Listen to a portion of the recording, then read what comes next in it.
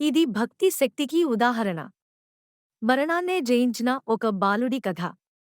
శివుని కరుణతో చిరంజీవిగా మారిన మార్కండేయ మహర్షి గాథ. శివుడు మార్కండేయుడికి ఇచ్చిన అమరత్వం. ఈ కథ వినే ముందు మీకు శివుడు అంటే ఇష్టం ఉంటే ఓం నమః శివాయ అని కామెంట్ చేయండి. ఒకప్పుడు ఒక మహర్షి ఉండేవాడు, మృకండు మహర్షి. ఆయన తన భార్యతో కలిసి శివుని ఆరాధించేవాడు. ఒకరోజు శివుడు వారికి దర్శనమిచ్చి అన్నాడు, నీకు ఒక పుత్రుడు కావాలా? కాని ఆ పుత్రుడు తక్కువ ఆయుష్షుతో పుడతాడు. మృకండు మహర్షి నమస్కరించి అన్నాడు, ప్రభూ, ఆయుష్షు తక్కువైనా పరమభక్తుడు కావాలని కోరుకుంటున్నాను. అలా పుట్టినవాడే మార్కండేయుడు. చిన్న వయసులోనే మార్కండేయుడు శివలింగాన్ని పూజించేవాడు. ప్రతిరోజూ ఉదయం లేచి ఓం నమః శివాయ జపించేవాడు. గ్రామమంతా అతని భక్తిని చూసి ఆశ్చర్యపోయేది. కాని ఒకరోజు అతనికి తెలిసింది, తన ప్రాణం 16వ ఏట చెల్లిపోతుంది. అయినా అతడు భయపడలేదు.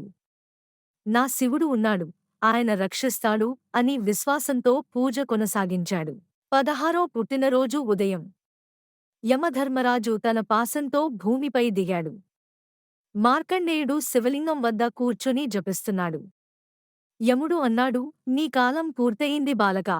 కాని మార్కండేయుడు తన కళ్ళు మూసుకుని మరింత బలంగా ఓం నమః శివాయ అంటూ శివలింగాన్ని ఆలింగనం చేసుకున్నాడు. యముడు పాశం విసరగా అది శివలింగం మీద పడింది. అప్పుడు లింగం విరిగింది.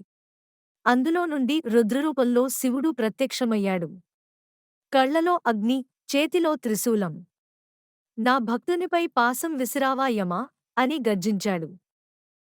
శివుడు తన త్రిశూలంతో యముణ్ణి చంపేశాడు. ఆకాశం గర్జించింది, భూమి కంపించింది. దేవతలు వచ్చి ప్రార్థించారు, ప్రభూ, యముడు లేకపోతే లోకం నడవదు. శివుడు చిరునవ్వుతో యముణ్ణి ప్రాణం పోశాడు. ఇకనుంచి నా భక్తుడు మార్కండేయుడు చిరంజీవి అవుతాడు అని ఆశీర్వదించాడు. మార్కండేయుడు శివుని పాదాల వద్ద నమస్కరించాడు. శివుని ఆశీర్వాదంతో మరణాన్నే జయించాడు.